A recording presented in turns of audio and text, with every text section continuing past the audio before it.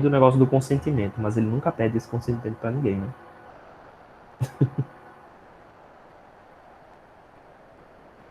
Ele nunca pede esse consentimento para ninguém. Deixa eu fechar meu WhatsApp aqui, que não tem nada a ver com a história. Pronto. Eu apresentei minha tela? Eu não apresentei minha tela, não foi? Vou apresentar minha tela aqui. Pronto.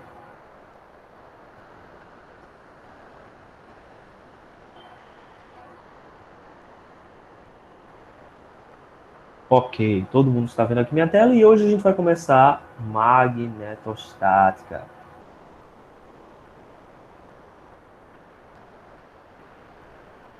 Beleza. O que é a magnetostática? É simples, é o estudo dos campos magnéticos em condições estáticas, em condições que não variam com o tempo. A força elétrica, né, como a gente tinha discutido anteriormente, é uma força de atração que pode existir entre duas cargas. Se um corpo carregado tem uma carga positiva e um corpo, outro corpo carregado tem uma carga negativa de valor Q2, né, então sinal negativo, vai existir aqui uma força atrativa, né, de igual módulo e apontando nessa direção da atração entre essas duas cargas. Esse é um efeito que existe no universo. A gente não tem. Simplesmente isso acontece, né? E os efeitos das forças fundamentais, como a gente chama na física, são essas forças que simplesmente existem, são provocadas, né, por algumas características e a gente pode escrevê-las, a gente pode descrevê-las em funções matemáticas. A força magnetostática ela foi descrita primeiro no experimento de Ørsted,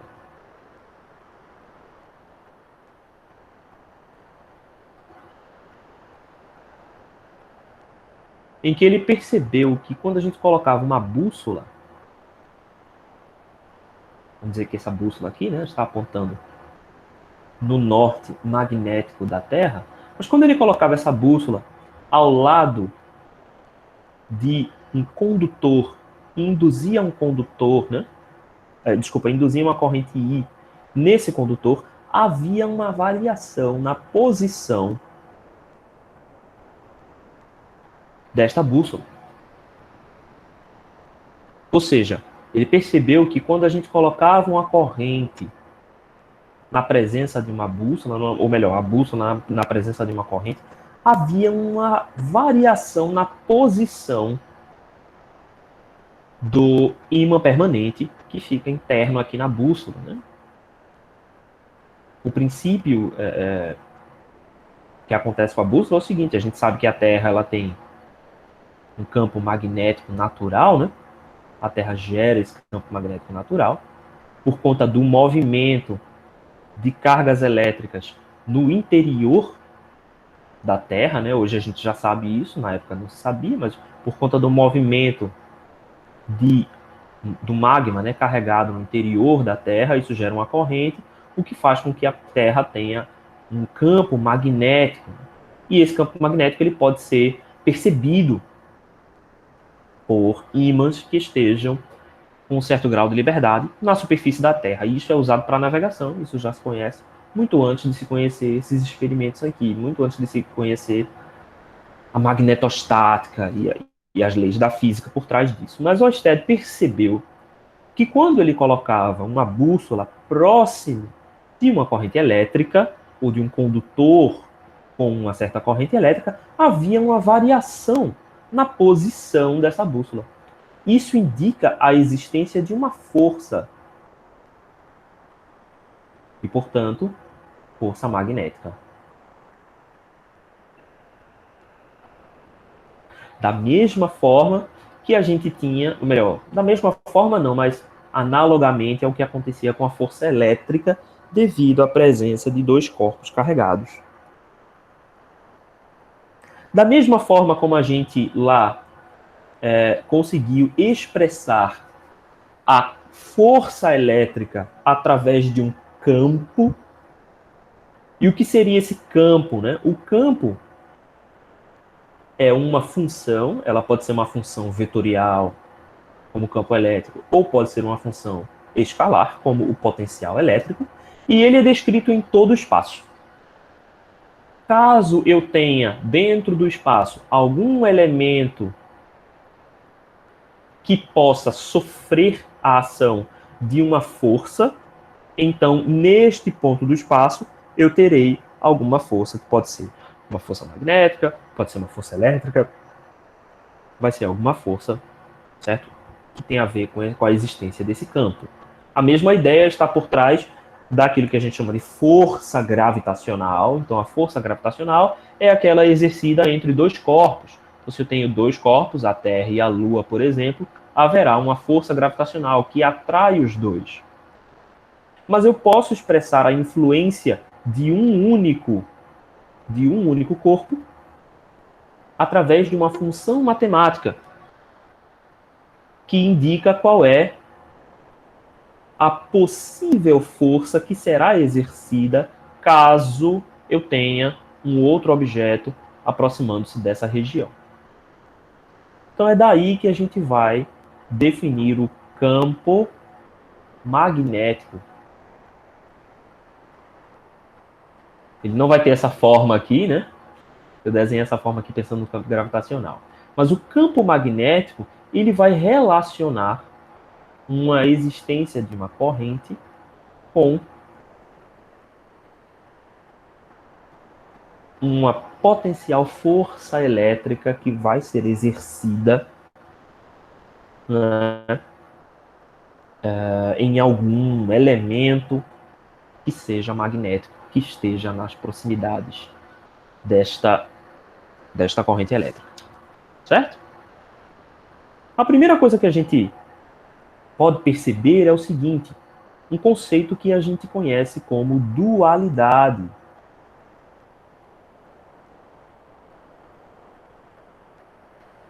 O que a gente pode entender por dualidade, né? Algumas variáveis, elas possuem esta propriedade, o que é? A gente pode fazer uma comparação entre as duas quando elas têm certas características parecidas. Então, por exemplo, o campo elétrico, a gente pode estabelecer uma relação de dualidade do campo elétrico com o campo magnético. E nós vamos chamar o campo magnético aqui pela letra H. Então, para cada equação e para cada análise que a gente faz do campo elétrico, a gente vai ter também um campo correspondente para magnetostática. Isso é interessante porque a gente vai começar a ver as equações, e é por isso que eu estou falando isso logo no início, a gente vai começar a ver que as equações para campo magnético são versões das equações para campo elétrico.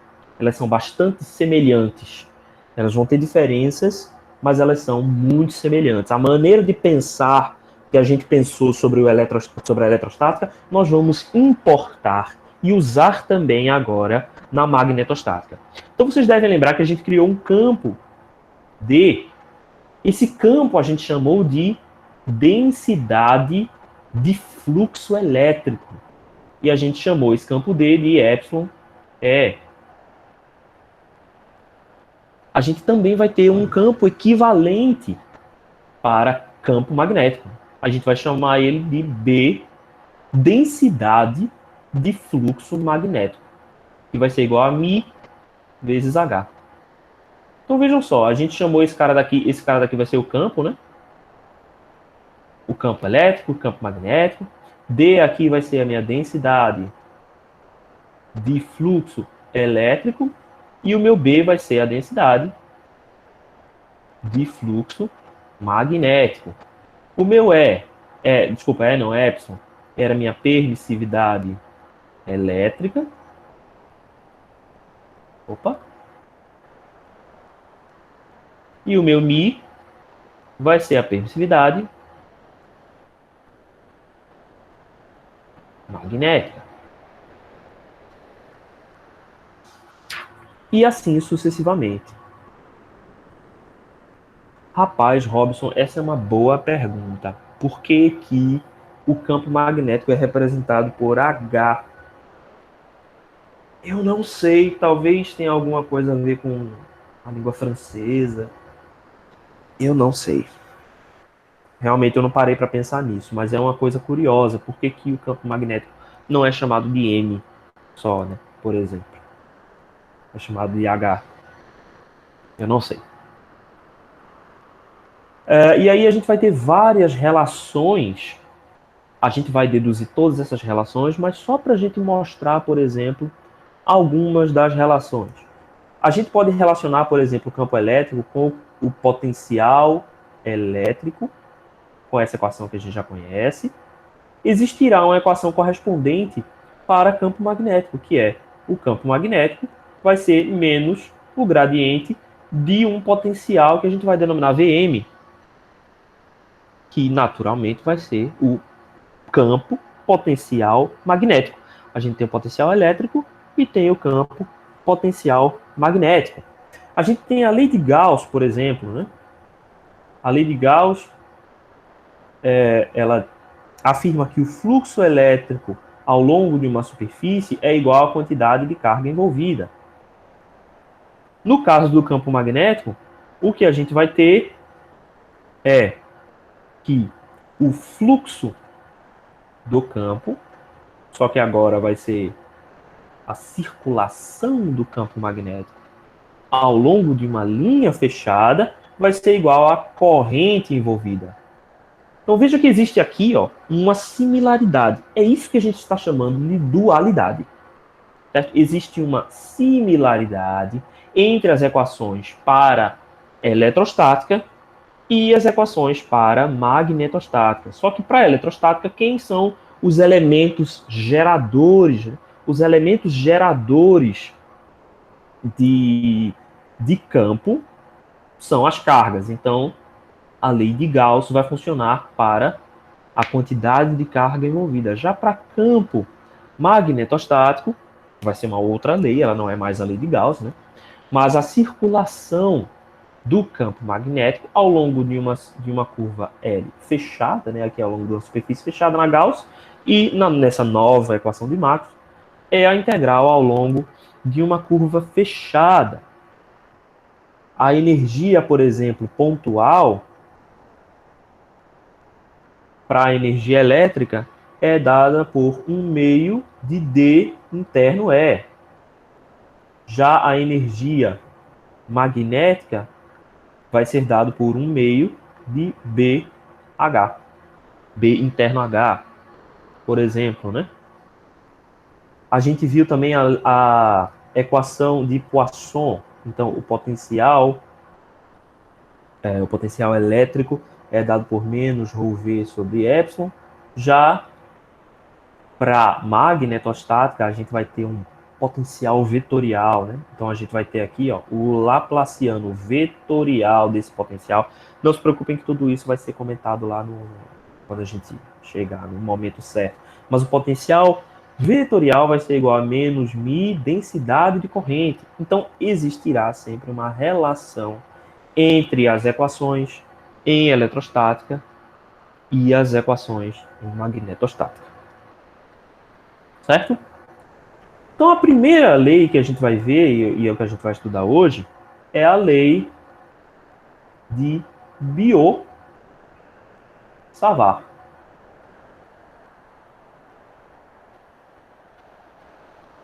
O que diz a lei de Biot-Savart? Né?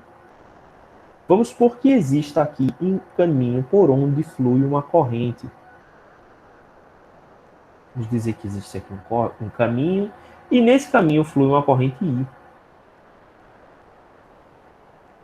Esta corrente I produz um campo magnético que vai circular em torno de I.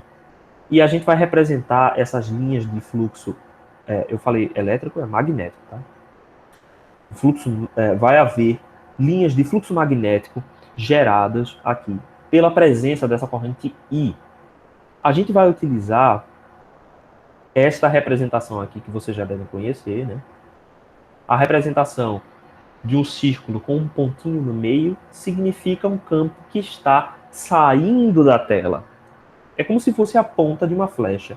E essa representação aqui, um campo entrando, né? Entrando na tela, como se fosse uma... como se fosse um ladinho de trás de uma flecha, certo? Não sei se essa analogia faz muito sentido, mas é como se fosse uma flecha assim, né? Então, se a gente vê a flecha vindo, a gente vê essa pontinha aqui. Se a gente vê a flecha voltando, a gente vê o rabinho da flecha. Então é como se fosse isso. Dá pra gente pensar dessa forma para tentar criar uma correlação aqui, né? Então, o que esses dois cientistas, né? Que foi o Jean-Baptiste Biot e o Félix Savart, dois franceses, perceberam que eu consigo identificar um campo magnético que vai apontar nessa direção aqui, de um lado do meu condutor, e nesta direção do outro lado do meu condutor. Obviamente que aqui tratam-se de linhas de campo, né? Então essas linhas de campo, elas estão fazendo uma circulação em torno da minha corrente.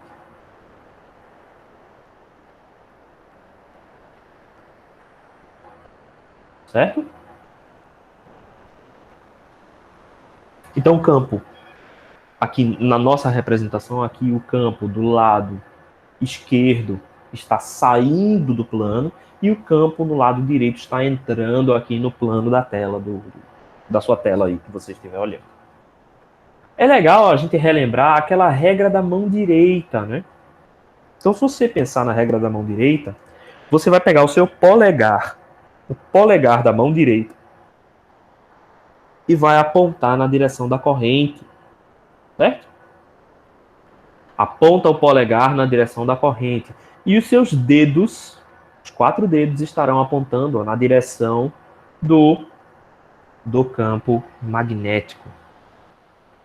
Certo? Então, vocês vão ter que contar com a imaginação, porque eu não tenho como mostrar isso por aqui. Mas você aponta o polegar na corrente e os dedos estarão girando. Se você girar a sua mão, vai dar para ver. Ah, eita, Romeu. Caramba, bicho. Vamos tentar desenhar uma mão.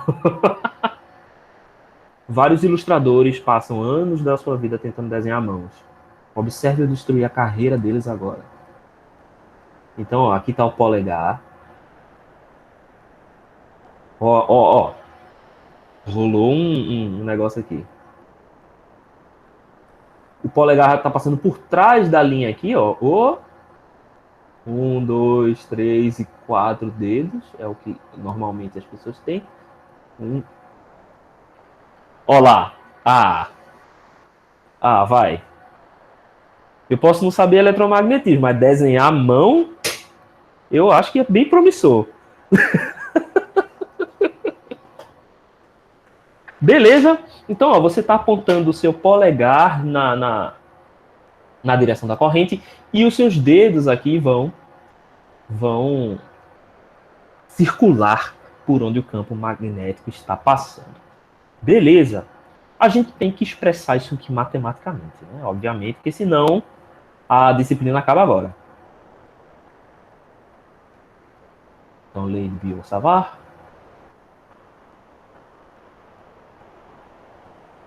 A gente vai desenhar aqui a mesma corrente. Beleza. Então, vamos escolher aqui ao longo desse caminho, né, um certo comprimento dl.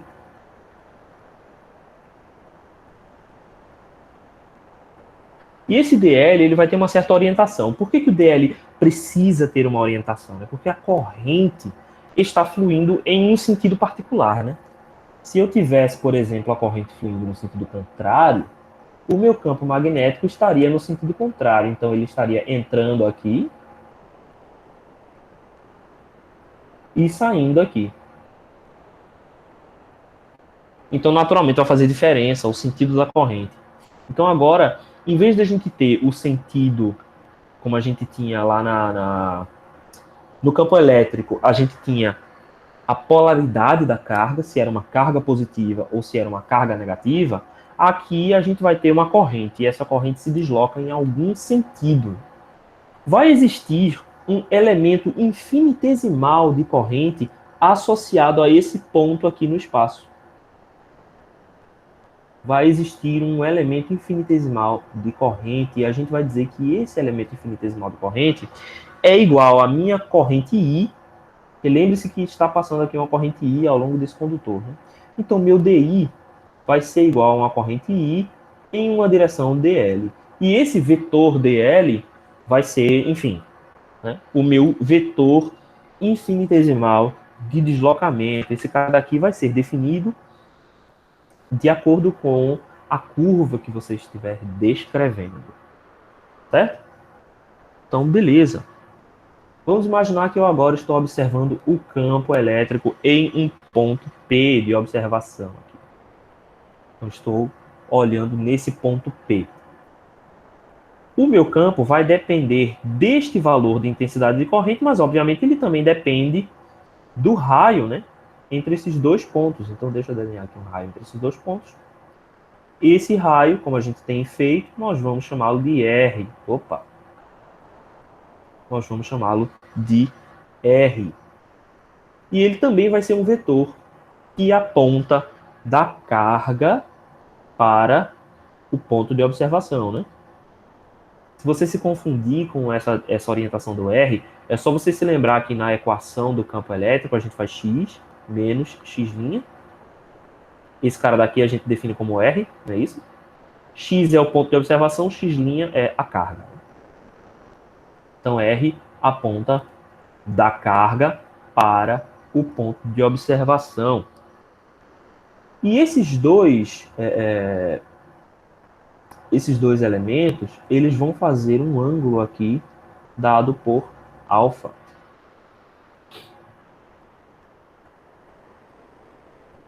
A lei de Biot-Savart afirma que a minha quantidade infinitesimal do campo magnético, ela vai ser proporcional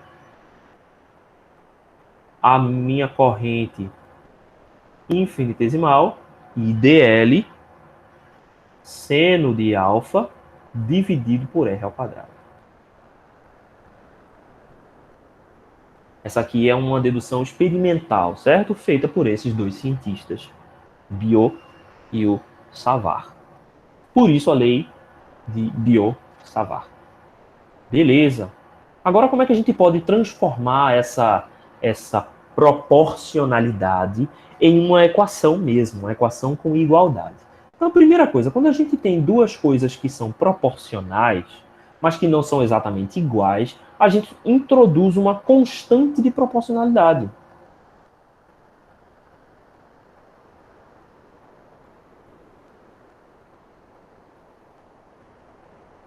A constante de proporcionalidade ela vai indicar que duas variáveis são diretamente proporcionais, ou inversamente proporcionais, né, no caso de serem inversamente proporcionais. Então, a nossa constante de proporcionalidade nós vamos chamar de permissividade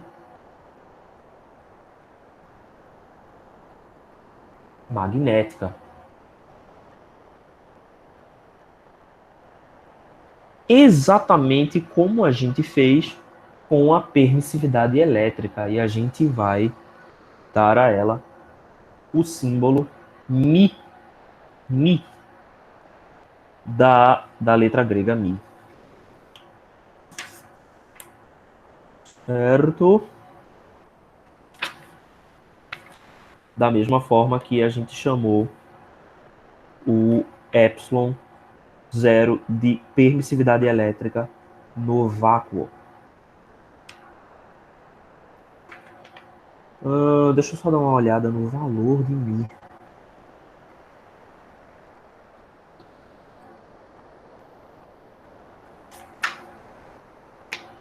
Só um momentinho, tá?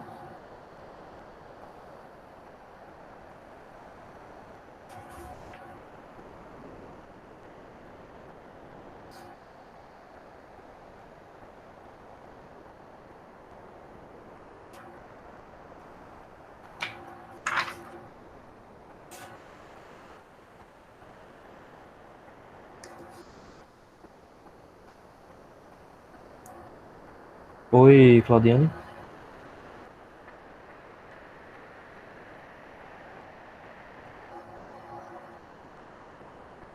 É, é esse valor, 4π 10 a menos 7. Não, acho que não tem o 10 a menos 7 que eu não estou encontrando. Bem, o que nós temos aqui é o seguinte: dH vai ser igual a 1 sobre 4π, que multiplica IDL seno de alfa sobre R ao quadrado. O 10 a menos 7 é que eu não encontrei. Enfim, nós vamos continuar. Vamos parar para pensar agora nesse cara daqui, né? IDL seno de alfa. Então, meu IDL seno de alfa, se a gente lembrar lá da definição do produto, né? Do produto vetorial, então a gente vai ver que esta é a definição do meu produto vetorial entre o meu vetor DL e o meu vetor unitário AR, que aponta na mesma direção de R.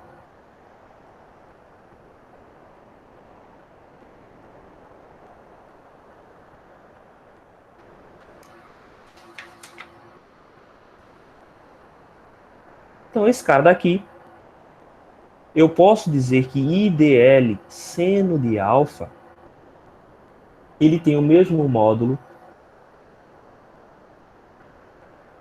de 4πr ao quadrado, né? De IDL vetorial AR, em que AR aponta na mesma direção de R. Obviamente, esse cara daqui, DH, é um módulo, né? Então vai ser módulo disso aqui.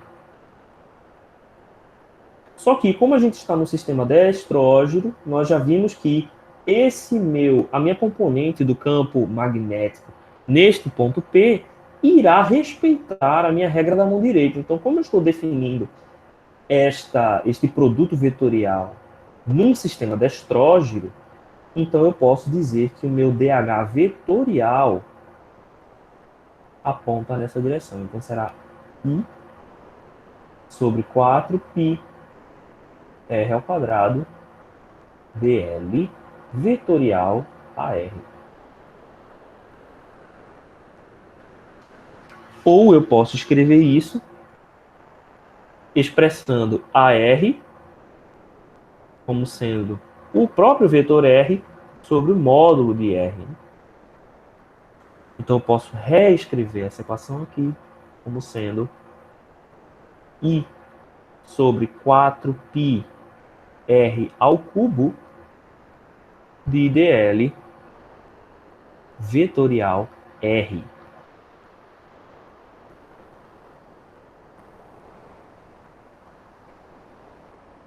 Essa é a lei de Biot-Savart. E a lei de Biot-Savart, ela é a lei equivalente,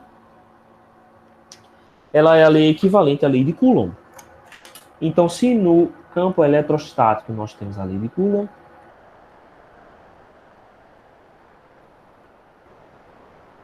o dual da lei de Coulomb é a lei de Biot-Savart.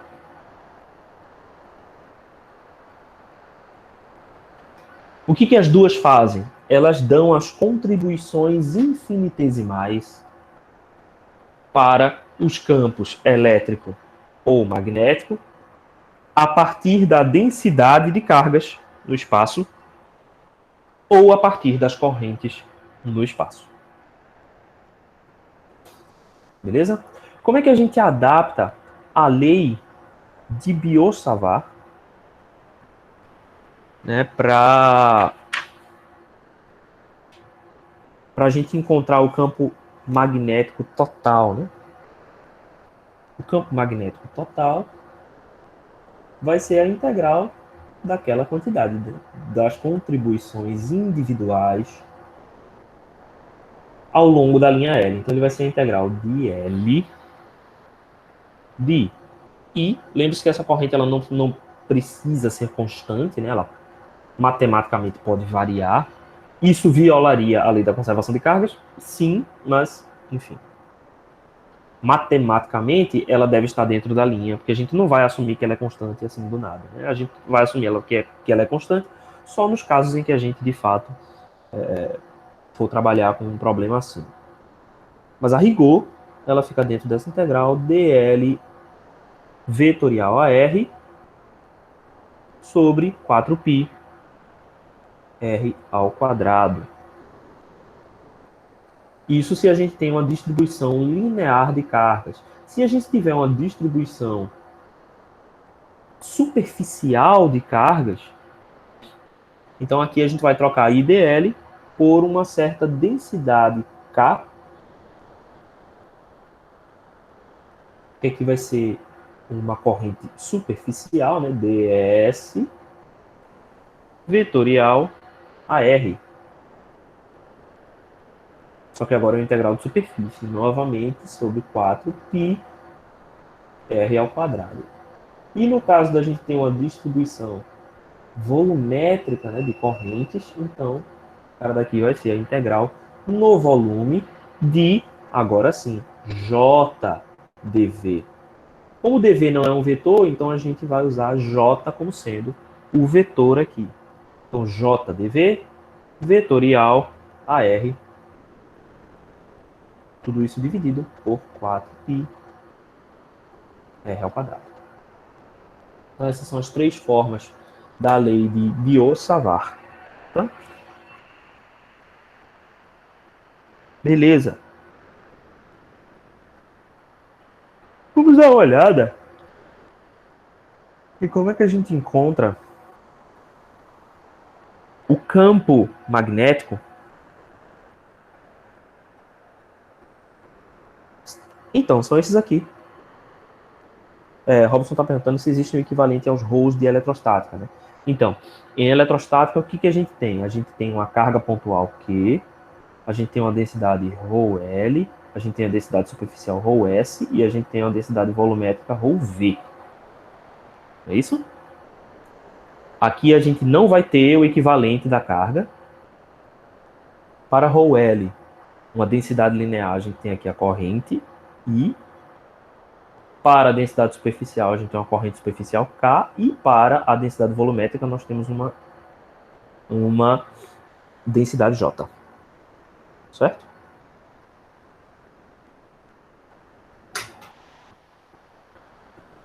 Então a gente vai ter essa equivalência aqui. A dualidade acontece aqui. Isso aqui não acontece por uma razão que vai ficar mais clara um pouco mais na frente, mas eu já posso adiantar para vocês que é a constatação de que não existe monopolo magnético.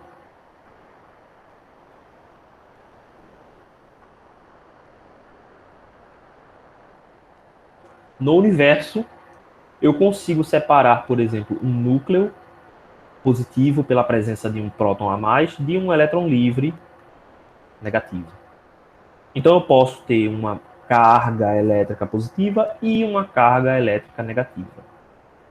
Para campos magnéticos isso não existe. Então não tem o equivalente de uma carga pontual, isso não existe. Mas eu tenho aqui o equivalente entre as densidades, né, de cargas e as correntes. Tá? Isso aqui é naquele esqueminha de dualidade. Beleza? Vamos olhar um caso aqui particular, que é um caso bem interessante, que é o seguinte, vamos imaginar que eu tenho aqui um eixo Z. Nesse eixo Z, eu estou querendo avaliar qual é o meu campo magnético em um determinado ponto P, que fica aqui, por exemplo, ao longo do meu eixo ρ. Eu estou avaliando esse cara daqui em coordenadas cilíndricas, certo? E vamos supor que exista aqui em Z uma certa distribuição de corrente, ou distribuição de corrente não, uma certa corrente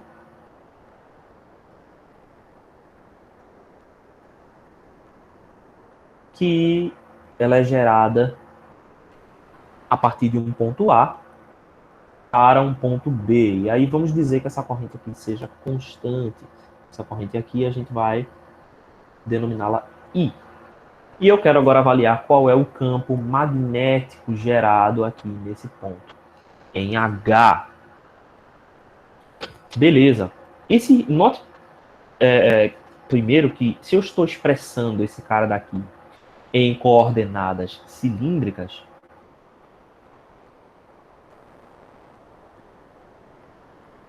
o meu raio, né, o raio ρ, ele vai ser constante nos dois pontos, certo? Então, quem é que vai ser o meu IDL?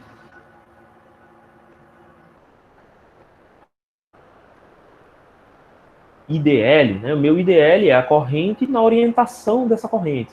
Então, a gente pode ver aqui ó, que se eu procuro por um ponto específico para olhar a minha corrente infinitesimal aqui, o meu DL é igual ao DZ. Como a minha corrente está subindo aqui no eixo Z, ela está indo para a parte positiva, né, de Z, então meu IDL eu posso dizer que é igual a I vezes DZ. DZ a Z, né? Ok? Quem é que vai ser o meu vetor R? Meu vetor R é o vetor que aponta da carga para o meu ponto de observação. Esse cara daqui é o meu vetor R, apontando nessa direção. Então, meu R vai ter uma componente aqui em... Vamos dizer que esse cara daqui seja um raio ρ, né? Então, meu R vai ser ρ a ρ menos Z a Z. Todo mundo concorda com isso?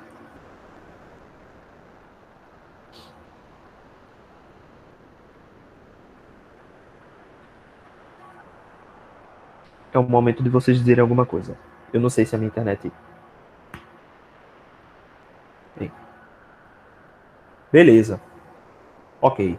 Então vamos lá encontrar quem é o meu campo magnético, né? Primeiro de tudo, se eu faço IDL vetorial R, quem é que é esse cara daqui? Então a gente pode dizer que esse cara daqui é igual a IDZ AZ vetorial ρ a ρ menos Z a Z. Então vamos lá. Quando eu fizer o vetorial AZ vetorial AZ, esse cara daqui tem que ser nulo, né? Tem que ser o vetor nulo. Porque AZ e AZ são, obviamente, paralelos. Então, essas duas componentes são paralelas. Então, esse meu produto vai ser igual a zero. O único produto que sobra é o produto de AZ por Aρρ. E esse meu produto de AZ por Arρ, o IDL vetorial R, vai ser igual a I ρ dz. E aqui eu estou fazendo meu produto interno Z ρ, né? Então, qual é a ordem das componentes em sistemas cilíndricos? É ρ φ z. Então, multiplicar na ordem ρ vetorial, desculpa, multiplicar na ordem Z vetorial ρ é a ordem da estrógena normal. E o resultado é Aφ.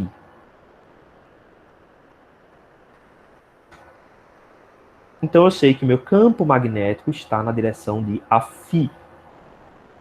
Se eu observo aqui, ó, Z e ρ, Aφ está entrando para dentro da página.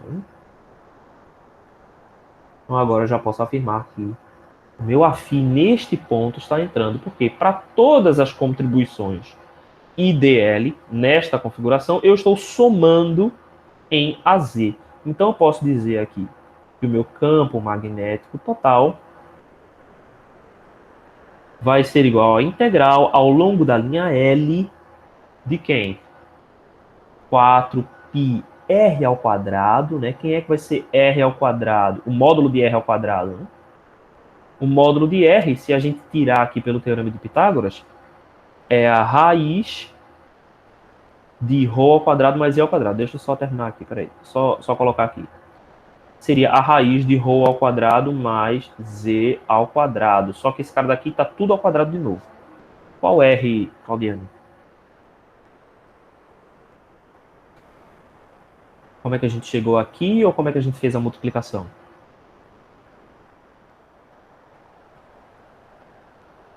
Em cima, né? Como é que a gente chegou em R igual a ρ menos z a z? Não é isso? Beleza. Ó, o meu vetor R, ele aponta da carga para o meu ponto de observação. Então, quem é o meu vetor R?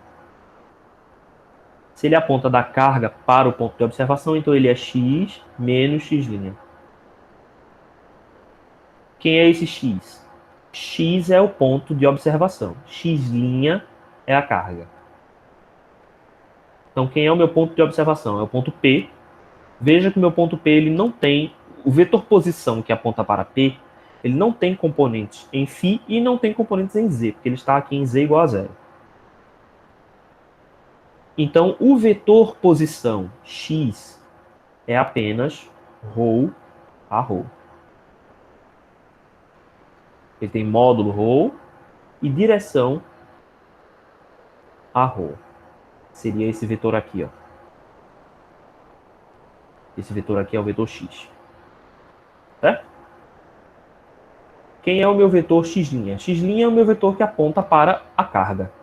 Então, meu x' seria esse vetor aqui. Deixa eu tentar ver se eu consigo ver outra cor.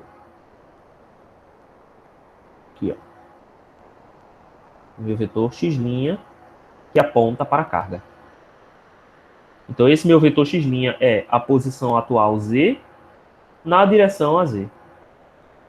Então, aqui, menos z a z. Pronto, aí a gente encontrou quem é R.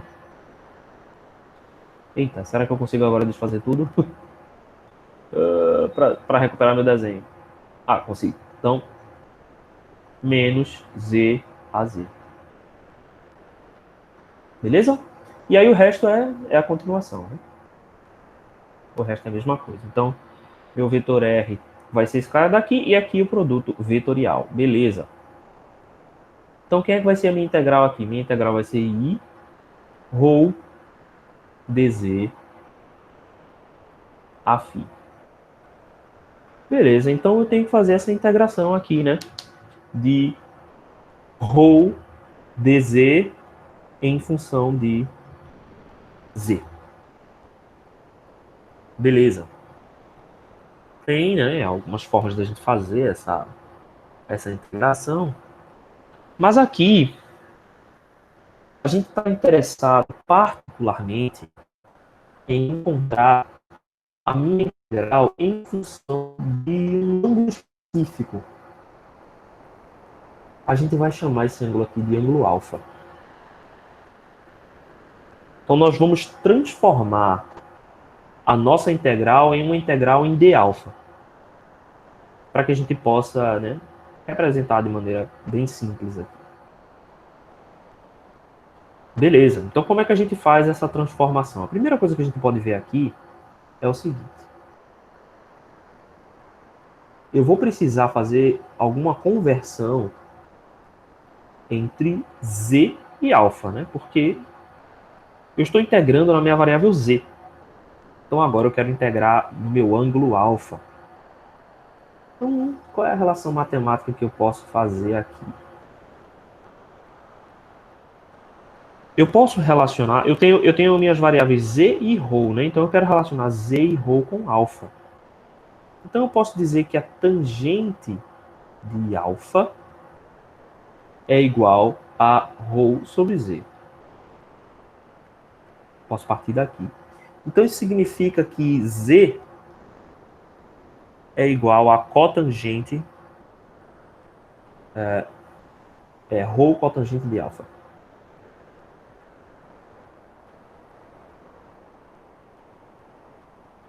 Beleza. Certo. O que eu posso agora fazer? Né? Eu já tenho algum valor de Z aqui para substituir. Agora eu preciso substituir em algum valor de DZ, né? Quem é que vai ser DZ? DZ vai ser a minha derivada da cotangente.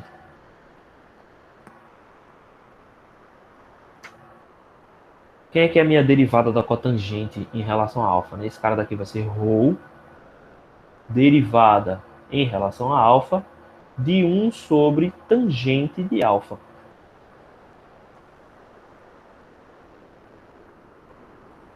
Então, se eu tivesse x a menos 1, quem é que seria a derivada desse cara daqui, né? Seria menos x a menos 2, né? Então, essa derivada dz aqui, ela vai ser ρ menos 1 sobre a tangente de alfa ao quadrado, vezes a derivada da tangente de alfa, né? Pela regra da cadeia aqui. A derivada da tangente é a, deixa eu conferir aqui, parece que é a cossecante, ou é a secante.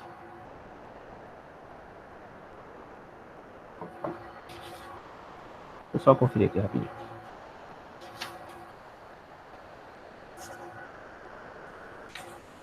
Eita, nós. Nunca mais eu vou achar essa tabela de derivação.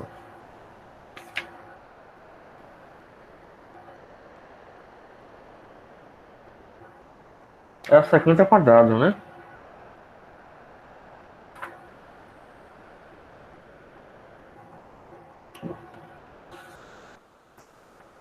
Secante ao quadrado, exatamente. Obrigado, Claudiane.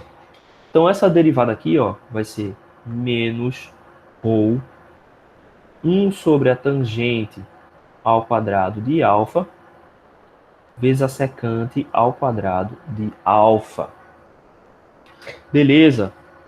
Quem é a secante? Então, eu posso dizer que esse cara daqui é menos ρ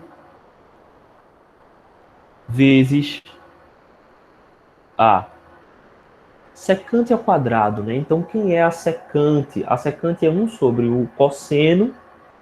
Então, eu tenho 1 sobre cosseno ao quadrado de alfa, vezes 1 sobre a tangente, né? A tangente é o seno sobre o cosseno. Então, aqui vai ser seno ao quadrado de alfa, cosseno ao quadrado de alfa. Então, esse cara daqui... Sim, aqui faltou o... Faltou aqui de alfa. E aqui também. Então, d alfa. Então, esse cara daqui vai acabar sobrando 1 sobre seno ao quadrado, né? Então, a gente pode dizer que é menos ρ sobre seno ao quadrado de alfa d alfa. Então, beleza. Agora a gente vai fazer essa substituição lá naquela equação. Então, quem é que vai ser o meu H? Meu H vai ser a minha integral ao longo da mesma curva L. Só que agora eu vou ter I sobre 4π que multiplica I ρ, né? Eu vou substituir só o dz. Então eu vou substituir o meu dz por menos ρ sobre seno ao quadrado de alfa. Deixa eu apagar isso aqui. Isso aqui vai ser menos ρ sobre seno ao quadrado de alfa. Então esse cara daqui foi o dz. Então aqui embaixo eu vou colocar 1 sobre ρ ao quadrado mais z ao quadrado. Z a gente substituiu por ρ cotangente de alfa. Né? Então aqui vai ficar ρ ao quadrado cotangente ao quadrado de alfa. Tudo isso de alfa. Então todo mundo que é constante eu vou jogar para fora. Todo mundo que é constante eu vou jogar para fora. Então veja que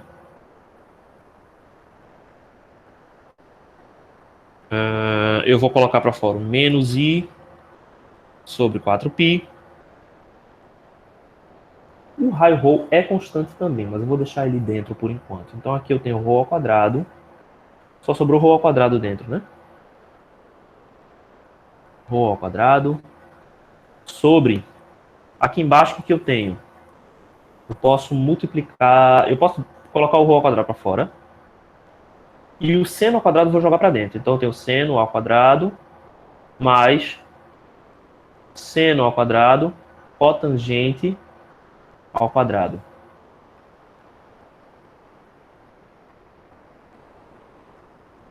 Isso aqui vezes d alfa.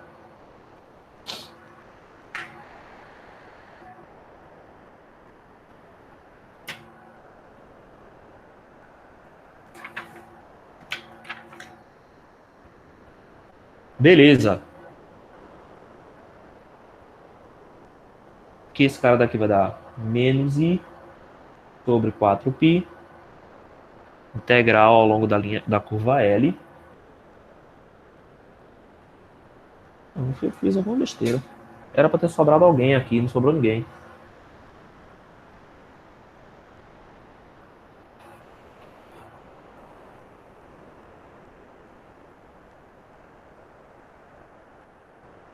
Ah, tá. Tem um detalhe aqui, ó. Olha só. Um detalhe que eu esqueci. Eu usei essa forma aqui, não foi? IDL produto R, não foi? Então, eu uso nessa forma aqui, IDL vetorial R, eu estou dividindo por 4πr ao cubo, né? Foi isso aqui que faltou. Então, isso que fez falta aqui. Quem é esse cara daqui? Isso é o módulo ao cubo. O módulo ao cubo. Então, quem que é o módulo ao cubo? É esse cara daqui elevado a 3 sobre 2. Então, faltou esse detalhe. Isso faz toda a diferença, porque não é para cancelar aqui, né? Então, deixa eu apagar daqui em diante. Deixa eu apagar daqui em diante e a gente vai refazer.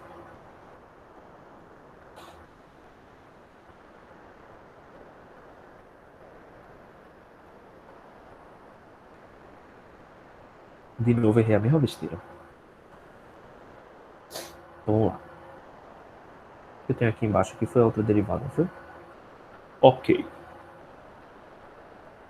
Vamos continuar daqui. Beleza. Então, I, ρ, dz sobre 4π, ρ ao quadrado, z ao quadrado, 3 sobre 2. Então, esse cara daqui eu vou tirar as constantes, vou colocar I sobre 4π, integral de ρ dz sobre ρ ao quadrado mais z ao quadrado elevado a 3 meios na direção a φ.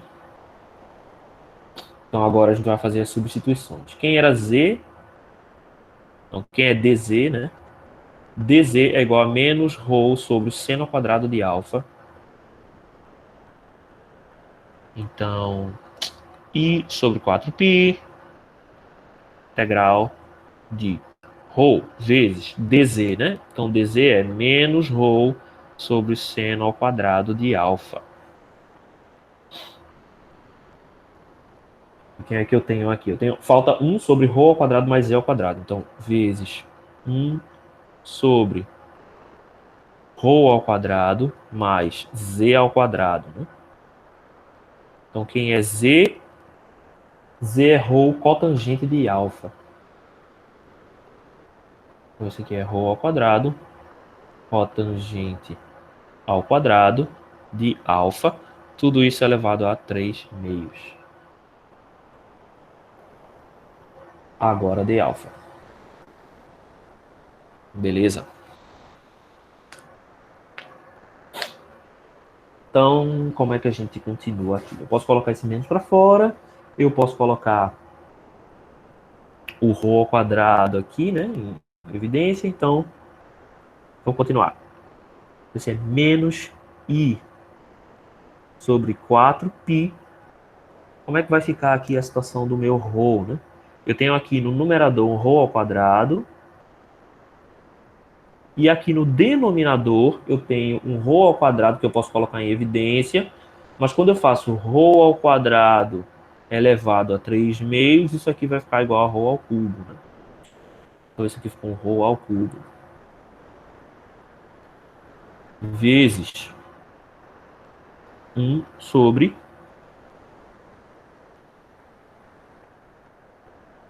seno ao quadrado 1 mais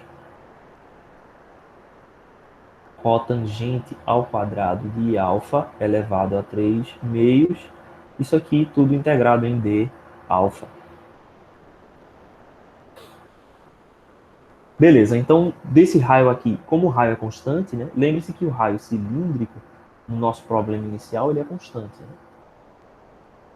Porque o raio cilíndrico diz respeito ao meu ponto de observação. Então, em relação ao ângulo alfa, o raio ρ é constante. O que significa que eu posso tirar esse raio ρ aqui para fora dessa igualdade. Então, menos I sobre 4π, que multiplica aqui essas quantidades, né?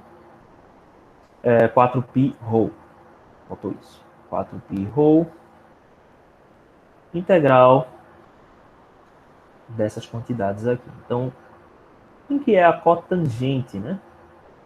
A cotangente é o inverso a cotangente é o inverso da tangente, que eu posso escrever como cosseno sobre seno. Então, integral de d alfa, seno ao quadrado de alfa, que multiplica 1 mais o cosseno ao quadrado de alfa sobre o seno ao quadrado de alfa, tudo isso elevado a 3 meios.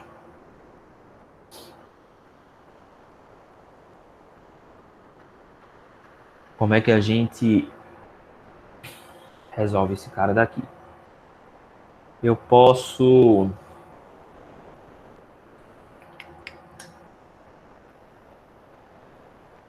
colocar 1 sobre seno em evidência aqui dentro. Então, menos I sobre 4π ρ integral de 1 sobre seno ao quadrado de alfa vezes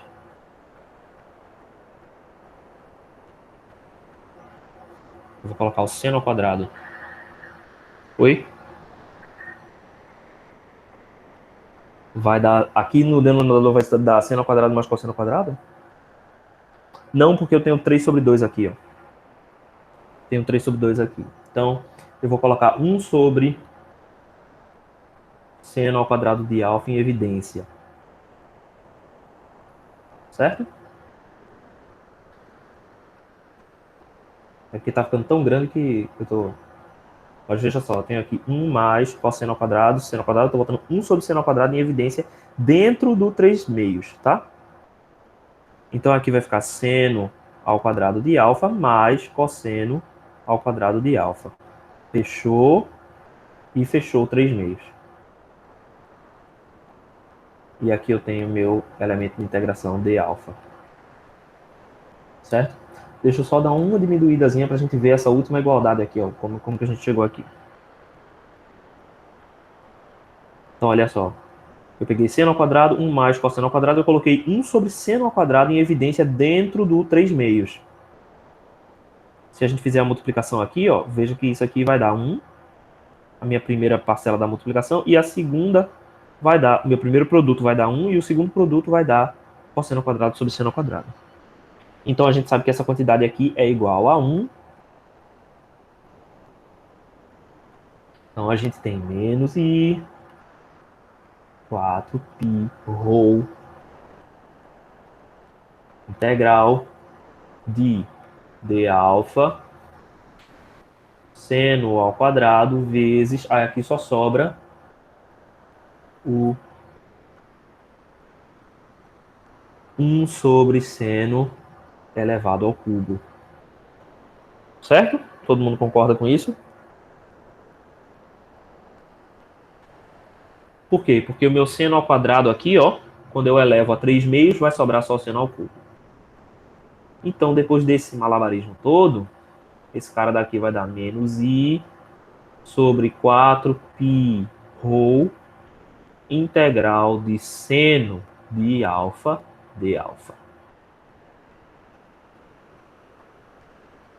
Apesar de ser muito mais trabalhoso, o resultado vale a pena. Então, eu consegui encontrar que o meu campo magnético... Eita, vai ficar estranho agora. Olha como ficou diferentão. Então, vamos voltar. Eu encontrei, no final das contas, que o meu campo magnético, naquele ponto P de observação... Eita, caramba, eu esqueci o meu vetor em algum lugar, ó. Meu vetor morreu aqui, ó. Eu parei de copiar meu vetor. Bem, o vetor é constante, então ele vai aparecer aqui de volta.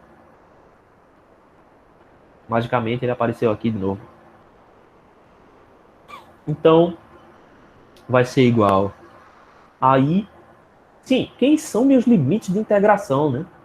Importante a gente ver isso aqui. Quem são meus limites de integração? Vamos voltar a olhar lá na figura e pensar nos limites de integração. Meus limites inicialmente eram z igual a A até z igual a B. Então eu posso fazer o seguinte, eu posso desenhar duas outras retas. Não, assim não. Eu vou desenhar com isso aqui. Eu posso desenhar uma reta aqui para ser o meu limite inicial de integração e posso desenhar uma outra reta aqui para ser o meu limite final de integração, certo? E aí esse meu ângulo alfa, ele vai ter duas instâncias, né? O meu vetor inicial eu posso chamá-lo de alfa 1 e o meu ângulo final eu posso chamar de alfa 2. Então, quando z varia de A até B, alfa varia de alfa 1 até alfa 2. Certo? Então, aqui os meus limites de integração, lá no fim do mundo, serão alfa 1 a alfa 2.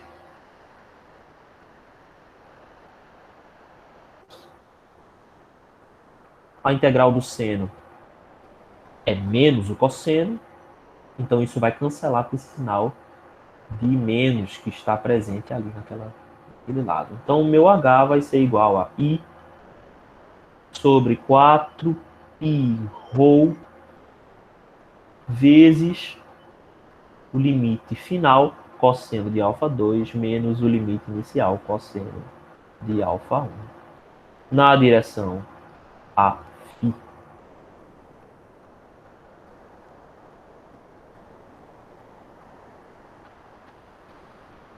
Beleza? Então, tá aí o resultado.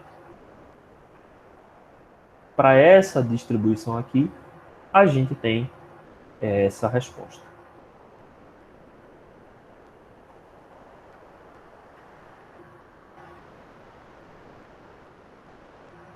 O que mais?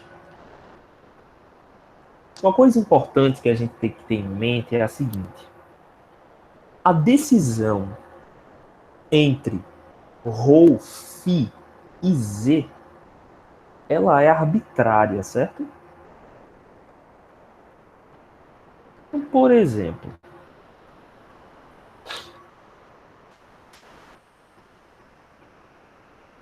o que aconteceria no caso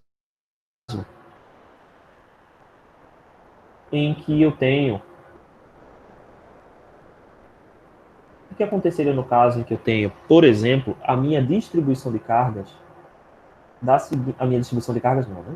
A minha corrente distribuída ao longo do eixo X. Então, vamos imaginar que eu tenho aqui uma certa corrente está indo de 0 até uma certa distância A, e eu tenho aqui uma corrente I, mas ela está no eixo X. E eu quero calcular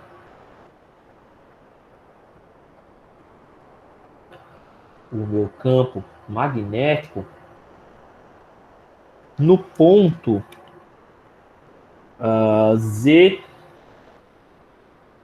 no ponto 0, 0, H, por exemplo. Certo? Então veja o que aconteceu. Eu rotacionei o meu problema. Eu coloquei uma corrente entre 0 e A, mas ao longo de X. E agora eu quero calcular meu H em 0. Eu quero calcular o meu campo magnético em 0, 0H. Então a primeira coisa que eu posso fazer, deixa eu apagar esse cara daqui, e vamos observar esse cara no plano XZ. XZ. Certo? Se eu tenho meu plano XZ dessa forma, onde é que está o meu eixo Y? Se a gente pensar aqui na regra da mão direita, eu tenho que ter x vetorial y igual a z.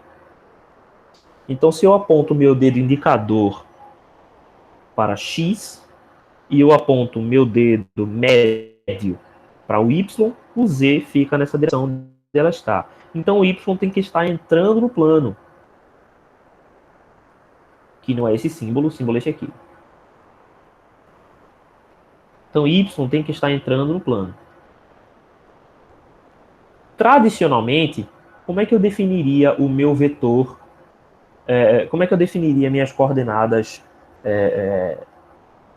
cilíndricas em relação a esse cara daqui? Eu definiria o meu AZ com o mesmo AZ, definiria ρ como sendo raio aqui, por exemplo, né? A ρ, e definiria o φ entrando, a φ. O φ seria o ângulo dando a volta aqui nesse sentido. Mas, como minha corrente está agora em X, faz mais sentido redefinir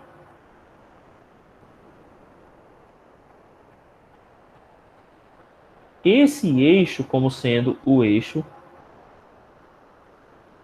AZ. E eu vou colocar aqui um AZ linha.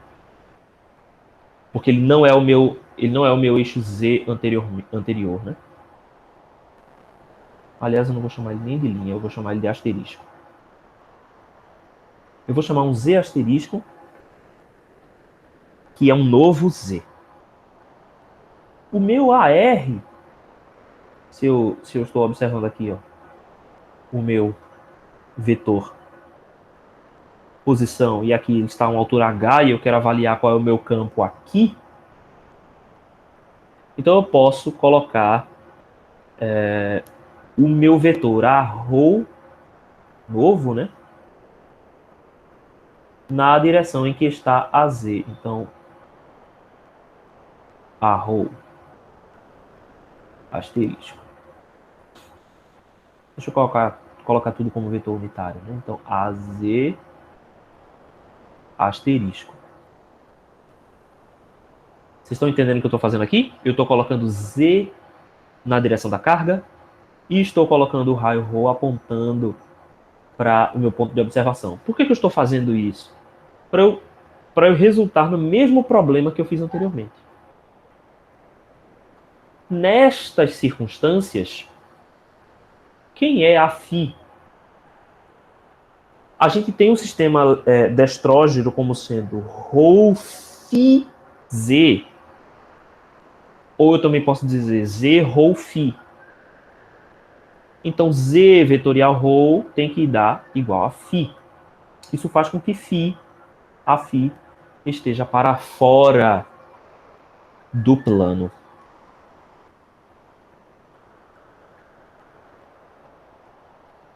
Então, meu novo Aφ é igual a menos AY. Todo mundo entendeu isso que aconteceu aqui?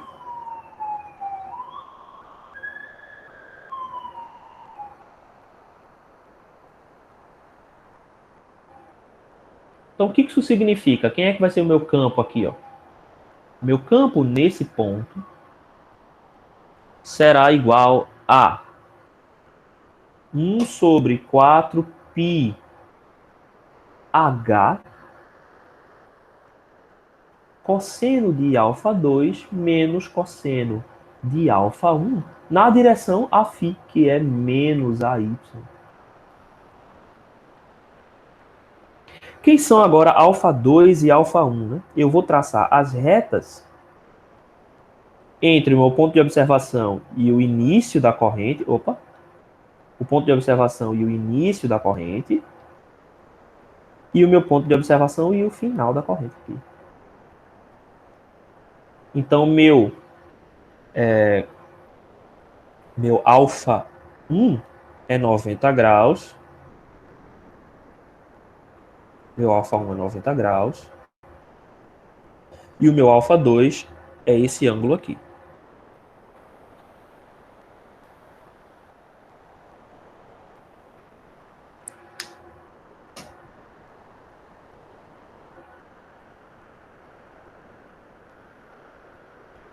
Então, beleza.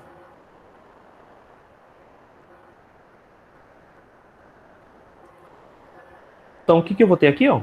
1 sobre 4 π h que multiplica. Quem é o... Eu vou colocar o menos do AY para frente. Quem é alfa 2? Quem é o cosseno desse ângulo aqui, né? O cosseno desse ângulo é o cateto oposto, h, sobre a hipotenusa, que é h ao quadrado mais a ao quadrado. Raiz de h ao quadrado mais a ao quadrado. Então, esse cara daqui, ó, é cosseno de cateto oposto sobre hipotenusa.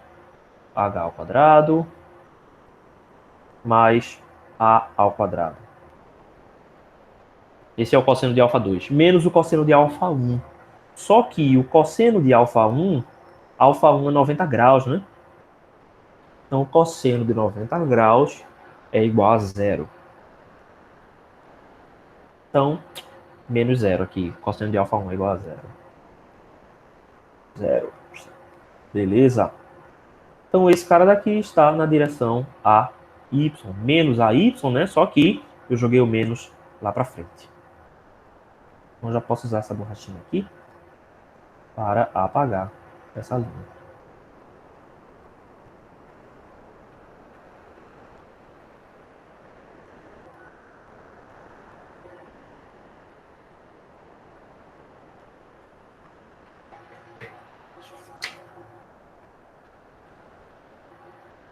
Beleza?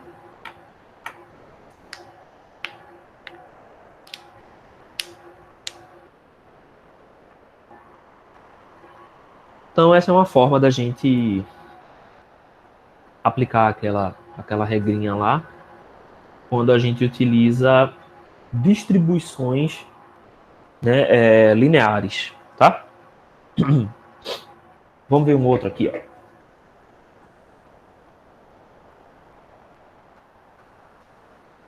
O exemplo 7.2.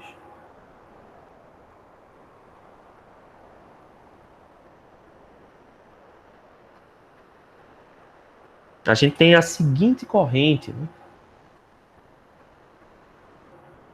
Então, determine H no ponto cartesiano x igual a menos 3, y igual a 4 e z igual a 0, devido à corrente que está sendo mostrada devido à corrente I. Então, como é que está essa corrente I aqui?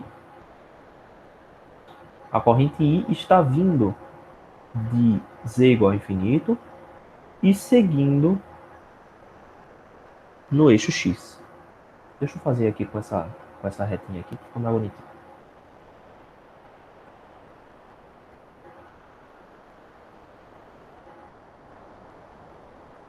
Então, eu tenho uma corrente I de 3 amperes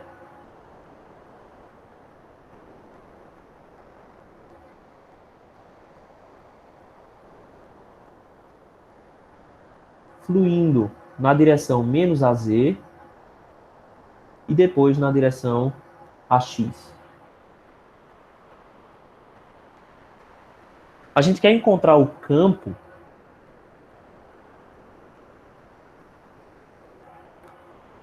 nesse ponto aqui, né? Menos 3, 4 e 0.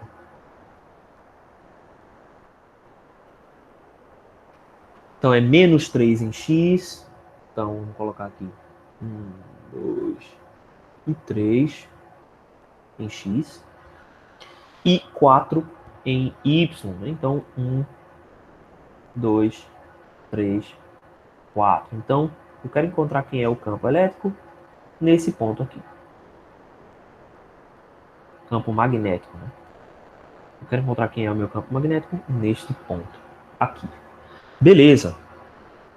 Eu posso usar o teorema da superposição para dizer que o meu campo magnético aqui em P é a soma da contribuição dada pelos campos magnéticos da corrente que flui na direção menos AZ, somado à corrente, ao campo magnético causado pela corrente que flui na direção AZ,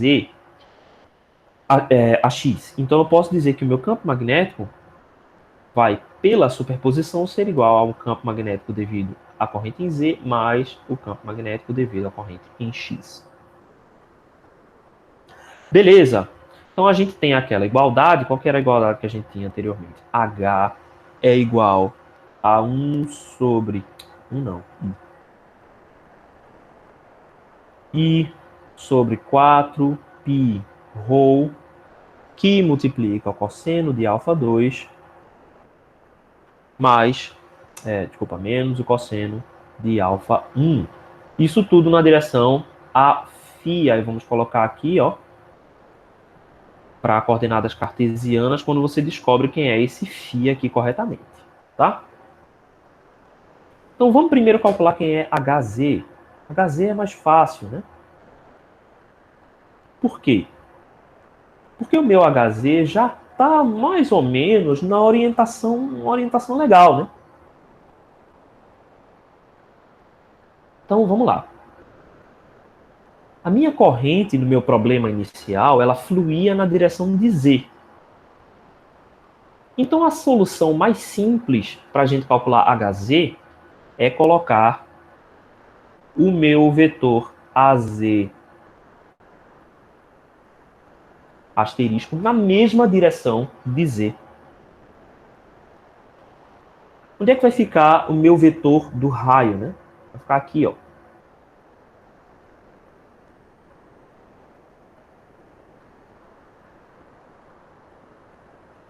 Arrow, o meu arrow novo, né? Que no caso aqui está dando exatamente a mesma coisa que o tradicional, né? E para onde vai ficar o meu φ? Meu φ fica nessa direção aqui, certo? Se você fizer ρ φ z, ele tem que dar destrógeno. Então, ρ vetorial φ tem que ser igual a z. Então, aqui está meu a φ. Beleza. Então, quem é que vai ser o meu Hz? A minha corrente aqui está fluindo no sentido contrário daquele que a gente usou quando a gente estava definindo o nosso problema. Então, aqui nós vamos considerar que a minha corrente é menos 3 sobre 4π. Quem é o raio? Né? Meu raio cilíndrico nesse problema. Nesse problema, meu raio cilíndrico é o raio ρ aqui, representado por essa setinha, essa reta pontilhada. Né? Então, se aqui eu tenho 3 de comprimento na direção x e 4 de comprimento na direção y, então esse raio aqui é raiz de 3 ao quadrado mais 4 ao quadrado. Então, esse cara daqui vai ser o primeiro, isso que está aqui fora, né? Vezes, quem é alfa 2, né? E quem é alfa 2 e alfa 1? Alfa 2 é o ângulo final da integração, né? Nós estamos integrando de z igual a 0 até z igual a infinito. Veja que quando a gente tem esse tipo de situação, O alfa 1 vai ser igual a zero, né?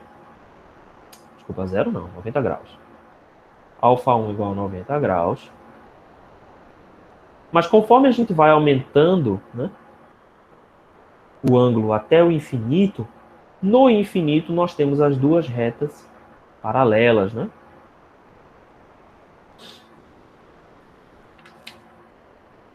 O que significa que o meu alfa 2 vai tendendo a zero. Então veja se eu tenho aqui alfa 2, alfa 2. Quanto maior for, quanto mais íngreme for esse cara daqui, menor vai ser alfa 2. Então no limite, meu alfa 2 é igual a zero. Deixa eu pegar o maior. Isso. Então no limite, quando eu vou começando a crescer, meu alfa 2 é igual a zero. Então eu vou ter cosseno de 90. O final é zero, né? Cosseno de 0 graus menos cosseno de 90 graus, que é o inicial. Sim, aí que direção, né? Nessa direção, a φ. Agora vamos ver quem é essa direção a φ, né? Vamos observar o plano XY.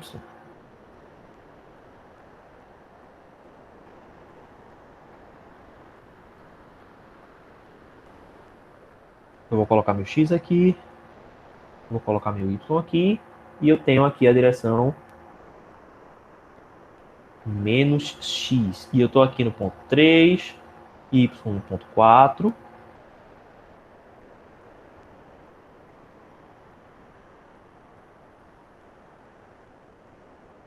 E eu tenho o meu raio Rho aqui, né? Beleza, para onde está apontando o meu AFI? Ele está apontando nessa direção, né? Na direção ortogonal ao raio φ. Então esse cara daqui é o meu AFI. Certo? Então quais são os ângulos que eu tenho aqui? Vamos chamar esse ângulo entre menos x e ρ, vamos chamar esse ângulo aqui de um ângulo θ.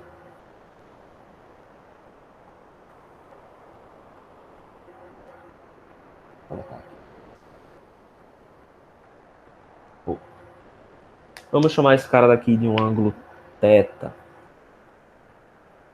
Então esse ângulo θ, ele está reproduzido, por semelhança de triângulos, aqui.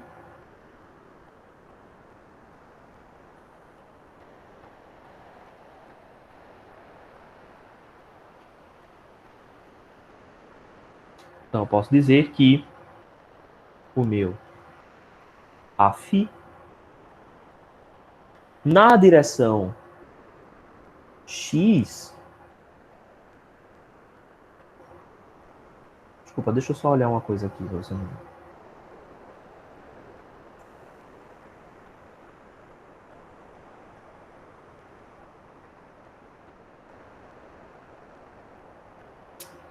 Eu fiz uma bobagem aqui, não fiz? Esse AZ aqui está na direção contrária. Não. O AZ é... Ah, não, mas vai dar certo. Se eu coloco AZ para cá, eu coloquei o menos na equação e aqui vai compensar. Tá certo, beleza. Não, é só porque na solução original do livro, ele colocou o AZ para baixo, o que faz com que essa expressão seja a contrária. Mas aqui vai dar certo. Vamos lá. Vai dar certo, porque eu troquei o AZ, mas eu inverti no menos aqui, ó, tá vendo aqui? Como eu coloquei o menos 3 no sentido da corrente, isso vai acabar invertendo minha resposta, que é ótimo. Então vamos lá. Qual vai ser a minha componente de Aφ na direção de x? Na direção de x, ela tem uma relação de cateto oposto, né? Então, portanto, é seno. Só que na direção de menos ax. Então, esse cara daqui é menos seno de θ ax. A mesma coisa vai acontecer aqui com y, né? Só que eu vou ter uma relação de cosseno na direção menos AY. Então, menos cosseno, desculpa, uma relação de cosseno, né? Já que é o cateto adjacente. Então, menos cosseno de φ a y. Então, esse vai ser o meu valor de Aφ naquele ponto específico de observação, né? Então, quem é o seno de θ? Desculpa, deixa eu apagar. Vou botar em preto aqui.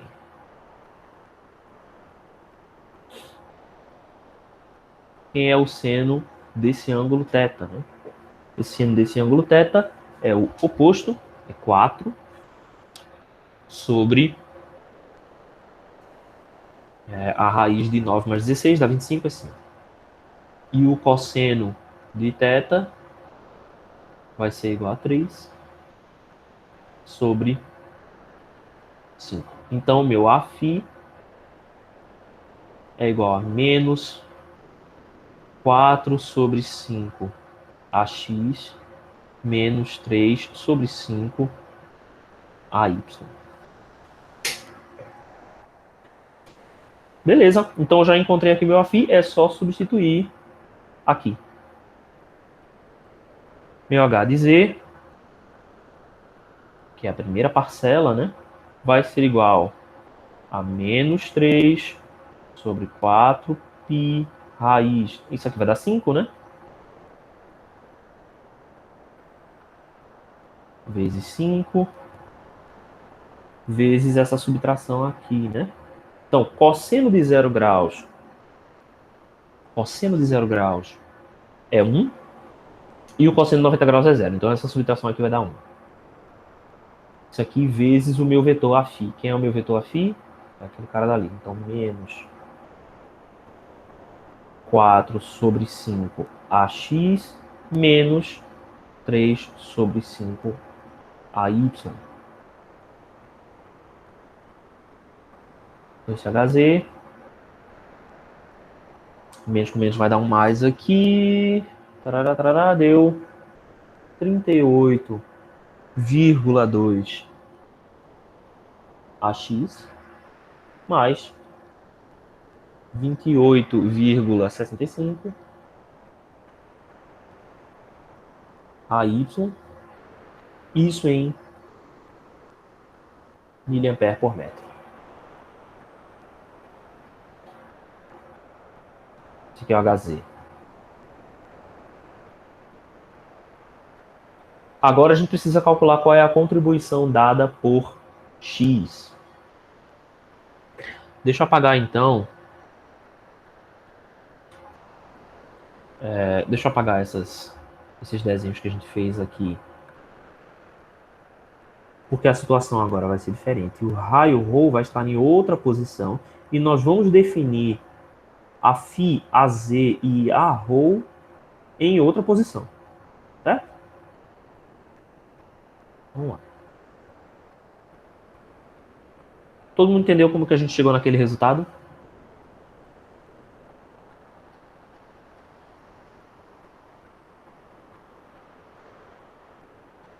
Ok, beleza. Então agora vamos observar a outra situação, né? A próxima situação é a seguinte. Eu tenho a minha corrente ao longo de X.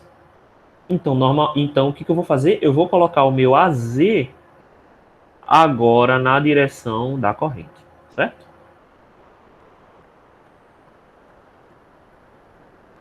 Então, esse aqui vai ser meu AZ asterisco. O meu arrow, ele aponta na direção do raio cilíndrico, né? Então, se o meu eixo X agora é o centro do cilindro, então o meu vetor arrow tem que apontar perpendicularmente. Então, arrow do meu novo sistema de coordenadas.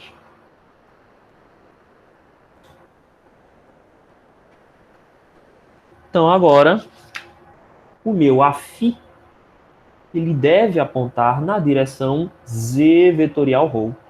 Então, pela regra da mão direita, meu z vetorial ρ, vai apontar na direção AZ.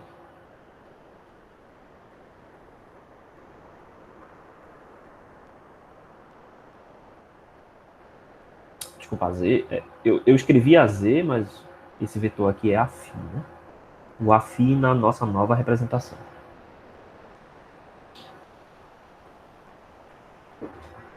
Beleza? Então, para o cálculo do meu, da minha última parcela, eu tenho simplesmente Aφ igual a AZ. Aqui ficou mais fácil, né? Então, para hx, meu Aφ na minha coordenada nova vai ser igual a AZ na coordenada antiga. Então, agora ficou fácil, né?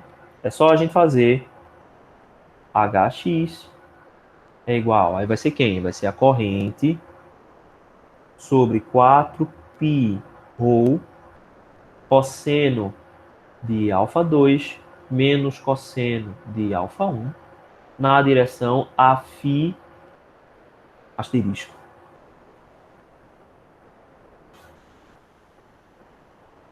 Então, beleza. Quem é que vai ser esse cara daqui? A corrente. Note que a corrente agora está no mesmo sentido do vetor que eu defini como AZ, né? Então, a minha corrente agora é positiva, é mais 3A. 3 amperes, no caso, né? Então, a minha corrente é igual a 3. 3 sobre 4π. Quem é o meu raio, né? O meu raio cilíndrico agora está aqui. Porque eu estou considerando o cilindro de centro em X. Todo mundo entendeu por que meu raio agora está num lugar diferente? Meu raio está aqui agora. Então meu raio vai ser igual a 4 vezes 4, que é o meu raio. Ok.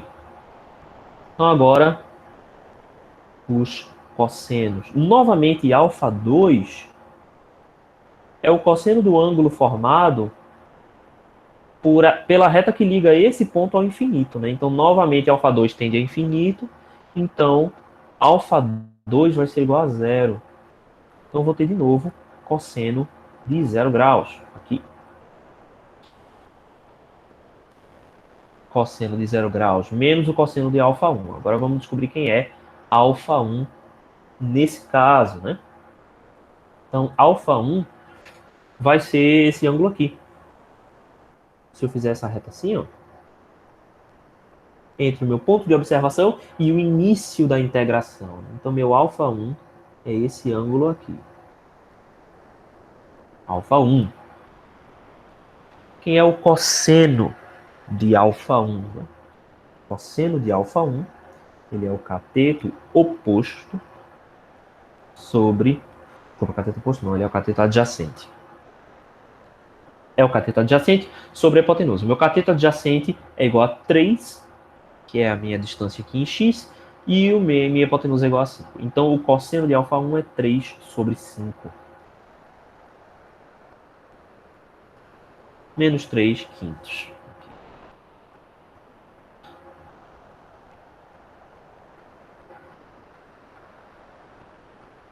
Isso aqui vezes o meu Aφ na nova representação. Meu Aφ na nova representação é igual a AZ. Então, beleza. Aqui está. Cosseno de zero é 1, né? Então, 1 menos 3 quintos dá 2 quintos. Enfim, aqui é uma resolução algébrica. Então, hx vai ser igual a 23,88 AZ miliampere por metro.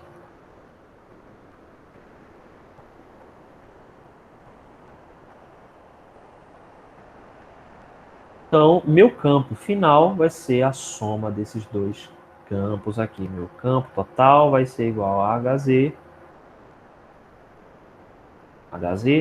mais HX. E é a soma, né? Enfim, nem importa, não vou nem escrever. É isso mais isso. Ok? Todo mundo acompanhou, todo mundo viu como que a gente fez.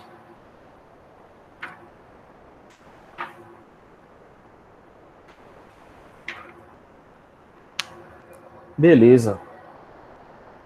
Eu acho que eu vou ficar por aqui. O próximo problema, eu acho que demora um pouquinho. A gente vai ficar por aqui, beleza? E a gente continua na próxima aula. Eu vou colocar para vocês no sistema a confirmação, tá? Então vocês só precisam entrar lá e responder sim, responder que assistiram. E aí a gente, segunda-feira, continua. Ok, pessoal? Obrigado.